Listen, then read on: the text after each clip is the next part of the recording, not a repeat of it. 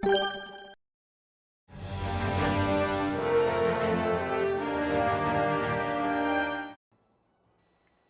everyone, and welcome back to my channel with a new video about World of Tanks, and today it is another clan war. This time our clan TTX will be facing the WAGH clan, also another French clan because it's still part of the French tournament. We are playing on the first map Malinovka, and this is the enemy pick, so we had to decide very quickly of a composition and strategy. So we have a vast majority of medium tanks, 6 medium and 2 heavy tanks. Myself in a bad shot, and my role early on is to go on the hill, which is supposedly for heavy tanks, but I will be using my speed and mobility to get there very early, and just to check if they want to contest the hill or if they mostly want to go through the other side of the map. One other medium tank will go on the opposite side of the map, and he will have the same idea. He wants to spot enemies, and if it gets really dangerous he will pull back. We have some tanks following me because we want to take the hill, and a few tanks in the middle just in case to relocate if need be on either flank, and also to provide some vision, also because it is possible to spot enemies from the central part of the map. I have an opportunity on this STB-1 and I tracked him and then I damaged his rack, so he probably used already his repair kit. And I have been spotted. I thought it was the leopard. I moved back, but actually I was spotted by someone else in the object 140. There was no way for me to avoid this shot because I was already pulling back, but well, you know, it's kind of a wake-up call. You have to be really cautious and aware of your surroundings at all times. Anyway, we haven't spotted many opponents yet, and we don't know their strategy. The only thing for sure is that they have an artillery, and well, it could hit me pretty hard, probably a one-shot. So I never want to stay immobile, whether I'm spotted or not, because you know we are facing very talented opponents. They are good shots, they can anticipate you, they are always aware of what's happening to them, they know how to angle their tank, you know, all the basic that we can expect from any T10 tank driver. Well, all of our opponents knows this, so you'll have to be extra cautious when you face them. We saw an opportunity on the 140, so we tried to take him down as fast as we could, so we exposed ourselves, but for the least amount of time. And now I am reloading, so since I can't harm anyone in, let's say, the next 25 seconds, well, at least let's use this time to relocate. 2 enemies has been spotted near our base, and we know for sure that they will not hesitate to cap in order to pressure us. So, well, I have to go back defending, and this STB-1 is in the way. He is also not necessarily well protected by his team. I'm assuming that I have a shot. I just let my team know what I was doing, rushing this STB-1, and one of them just, let's say, made him a one-shot for me. The T-110E4, for some reason, maybe he was reloading, decided to avoid me, which gave me enough time to try to support my teammates near the base. They are not necessarily in danger, but I don't want to take any risks. They are the most isolated teammates and, well, not anymore, not in danger. And this means that I am free to roam the battlefield. I am fast, I have enough health, I have 4 shells in my clip, so I'm ready to hunt the artillery. So I asked if it was possible for me to just flank them through the the southwestern part of the map. They say yes.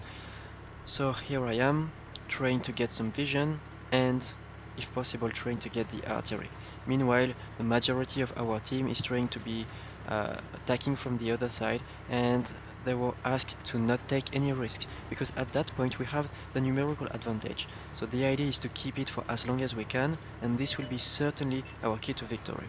Numerical advantage is not the only advantage you can have. The other one is the HP pool advantage, and this can be incredibly important at the end of the game when all of your tanks has very little health and could be taken down quickly, well, in a quick succession, let's say, by the enemy team. So don't be overconfident when you have the numerical advantage. You also have to take into account the HP of each of your tank, and when you are not necessarily in a very good health, you have to be cautious.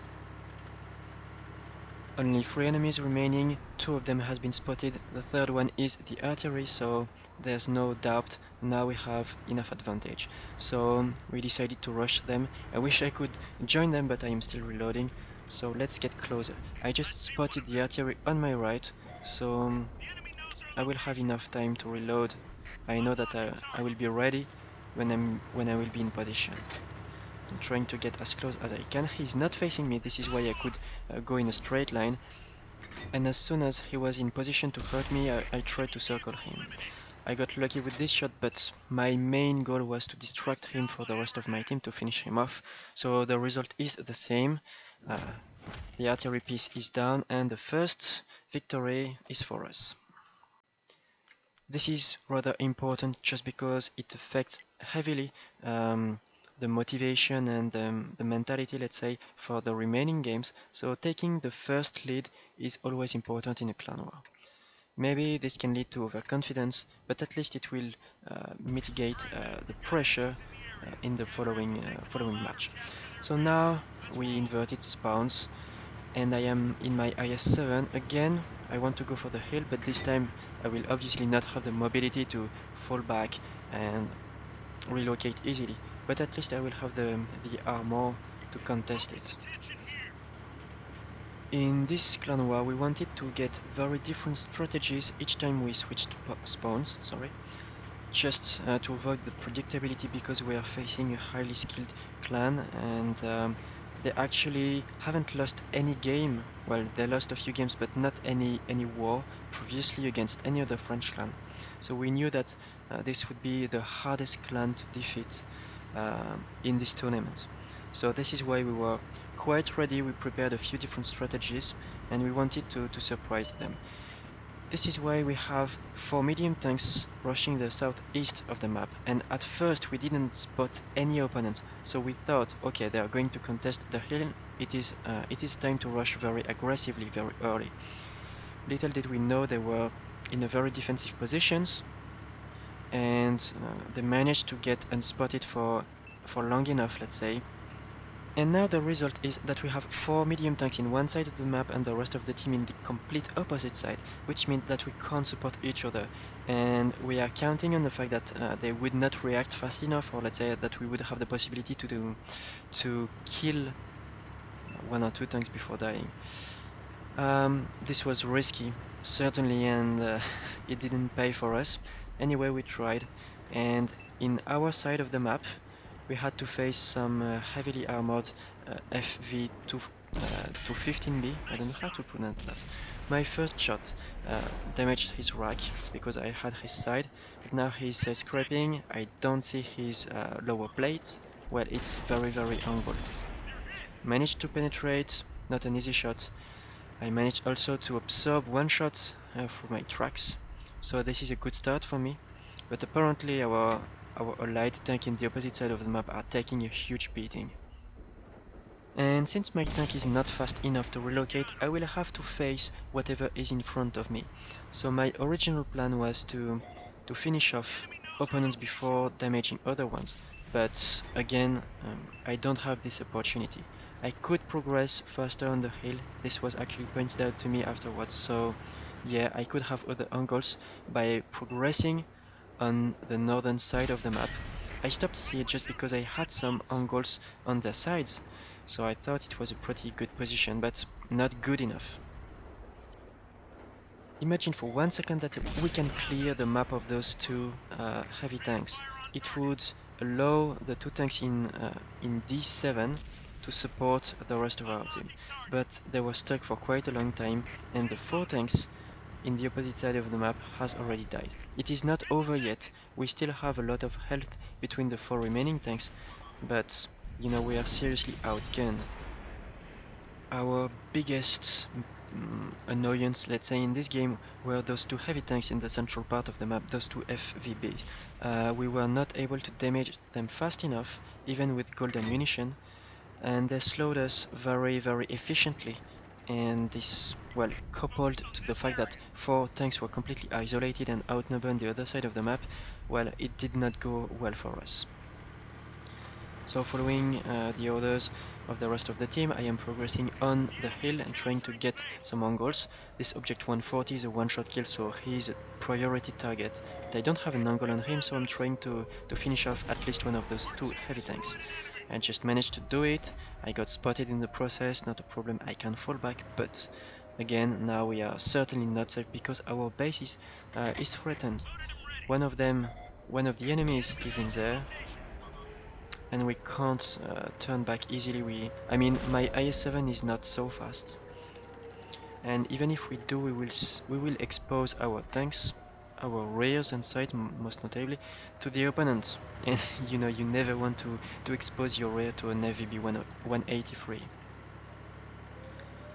The defeat is quite certain now, but you know, it's a clan war, so you never want to abandon before the end of the game. You want to try your best, you want to go down fighting. So one of our tanks, the medium tank, is going to try to reset the base counter, and we are trying to support him as much as we can.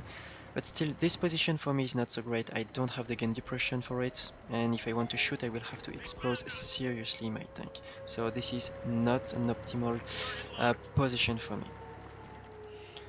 So meanwhile, I'm wasting a lot of valuable time. The rest of my team is getting crushed, and well, this is almost over. But it's alright. We won the first one. We are going to lose this one. It's 1-1. It's not too bad. It's only the beginning of this clan war. The key element in this game was the fact that we rushed before knowing the enemy deployment, because we were so certain that they would be on the other side of the map, and the fact that we did not spot them early on. And in fact, they were very sneaky, and they outfoxed us because their tanks were in position but hidden entirely for long enough. So well played to the enemy team, and well, the game goes on. So the third round will happen on Sun River. This is our first pick, and we worked a lot on our strategy, so let's see if it's going to work. So we have 4 heavy tanks, 3 mediums, and 1 tank destroyer. This composition suggests a quite defensive strategy. It is not the case because we don't really like those, but we will resort to them if we have to. Anyway, this is certainly not a bizarre composition because you can see the enemy team picked exactly the same. We have 1 tank destroyer to lock down the central part of the map. He will go near the hill in F4 just to have a vision on both sides of the map. I will go in the central part in C6 in order to spot enemies as early as possible. The majority of our tanks, like all 4 heavies plus 1 medium in the north to lock down key locations, and 1 medium in the south just to check enemy movements. The original idea was to have the advantage on the north, just to be able to push through the mountains, and if need be we can just go back if in the south if we see a lot of enemies. So our medium tank in J2 spotted 2 heavy tanks, and 3 of the enemy tanks has been spotted near their base, and we have well, the tank destroyer near their base, the medium tank doing what I do, and 2 heavy tanks. I moved back just because I didn't want to lose health early on, mostly because we would proximity detect each other and I would be vulnerable from the southern flank, and we don't have the advantage in the south. So what we should do now is to be quite aggressive north. We have the numerical advantage. Problem is their tank destroyer is the FVB 183 and he could punish me or any ally very heavily if we commit any mistake. So we try to be quite defensive here. It works because we have heavy tanks, but we are losing ground on the southern part of the map, and this is going to be very annoying later on in this game. As you can see, if I can be shot from the southern part of the map, it also means that I can shoot them. The Leopard 1 is certainly a very good sniper, but I don't have the armor, so whatever part of my tank is going to be exposed, it's going to be penetrated by the opponent. So it's very risky, even if by moving, by wiggling my turret, I can manage to avoid their shot or maybe bounce a very lucky shot. But I would not count on my defensive abilities in my Leopard 1. So again, just trying to whittle down their health. Meanwhile, supposedly my team should take the advantage on the northern part of the map. I only scored a hit so far. Can I get another one? At this distance it's quite risky, but I don't have anything better to do. I'm really tempted to go near the enemy FVB 183, but if I am tracked, if I am being caught off guard, at any moment I will be a one-shot kill. Try to anticipate this AMX 50B. He switched direction as soon as my shell was in the air, so I completely missed. Now this T110E5 is immobilized. I tracked him again, and this is a good opportunity for my team to score some additional damage. I missed my last shot, plus I have been spotted, which is terrible news. And so far, this is not looking great as well. We lost a tank. We just managed to pick our first kill, but still we don't have the advantage on the northern flank. One heavy tank, as you can see, is in C9 position, trying to take them into a reverse, into a crossfire. So this is my cue. I want to take advantage of this, and unfortunately he has been punished already by the FVB. So I was not able to take advantage of his bravery, let's say, and this is going to be very delicate. Two heavy tanks that could have access to my rear, and in front of me an FVB. Short range in movement, my shot went completely high. Kind of bad luck, even though the Leopard one doesn't have very good dispersion values, it's still not inaccurate. Managed to score a hit on his turret, damaged his ammo rack, but now it's time to pay the price for it. I badly wanted to track him, but as I was rotating my hull, I was not able to make that shot. And now I'm in a very tricky situation, because if he can get an angle on me, at this range he will not even have to aim, and my tank will be simply atomized, and probably the turret will fly over, I don't know, another map. So I have to be sneaky and try to flank him, but as you can see, it's 2 versus 5. My last ally is being surrounded already, so what I wanted was, well, to rack up some damage, and if I could finish off an opponent it would be nice, but by the time I get in position, well, first I'm spotted, second I'm spotted in front of the FVB, and third my ally is already dead, so there's no way I can get a Kolobanov from this situation. I don't even have my turret. So yeah, circling an FVB, not too complicated, getting a shot into his side, again not very complicated, but trying to protect yourself from the rest of the team. Well, I was trying to hide behind him, but he moved forward, allowing his teammate to plant a shot into me, and I got obliterated. So, second defeat in a row versus the WAGH. We are losing 1-2, but again the clan war is not over, even if there's a psychological effect for losing in your own picked map. Anyway, we were going to fight the second one. We didn't want to go down, just complaining, and we wanted to be more aggressive, so we adjusted our initial strategy, and we went without a tank destroyer. So we had already a plan, we just adjusted it to the situation, and we also wanted to be more aggressive. At least if we have the numerical advantage, we were willing to take more risks, because I know that facing a 183, it's intimidating, especially in a clan war, just because it can punish you very efficiently early on. And well, since the driver will be more skilled than your average tanker, well, you know that you're going to pay the price if you're just standing in the open in front of the AVB 183. So we wanted to coordinate our rush in order to be aggressive but not taking any useless risk, and that was the motto. So we have again one medium tank in the southern part of the map just to spot, and the rest of our team 7 tanks in the northern part. So we wanted to emphasize on this key location. We wanted to prevent them from moving too much forward, and this is why I'm also trying to provide as much vision as I could. Since I am exposing only a portion of my turret, it could easily bounce most of the enemy shots, or at least if the AVB 183 shot at my turret at this angle, it would not deal a lot of damage. And even if I wanted to keep a vision on the enemy mediums and heavy tanks, I also wanted to keep an eye on the enemy 183. I wanted him to be paranoid because by being constantly spotted, he knows that he can be a target, that he could be punished for his quite aggressive position, and if it can make him miss a shot or retreat from time to time, it could help my teammates to move more safely. So I am not doing damage myself, but you know, by giving out the enemy position, it's a huge strategic advantage, let's say, and psychological as well, because you know that you can't be flanked, at least not massively outflanked by the enemy team.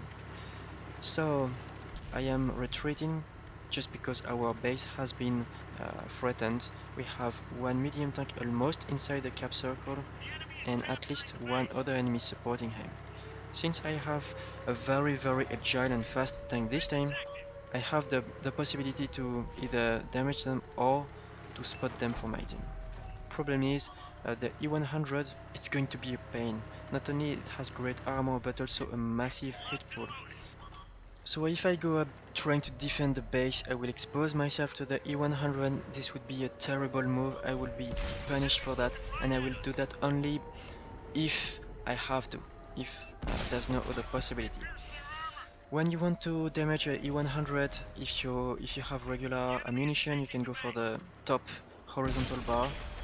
If you have premium ammunition like me, because you know it's a clan war and it's so loud, well, you can go for the frontal part of the turret. It's really flat, so if you have ultra high penetration, this will go in.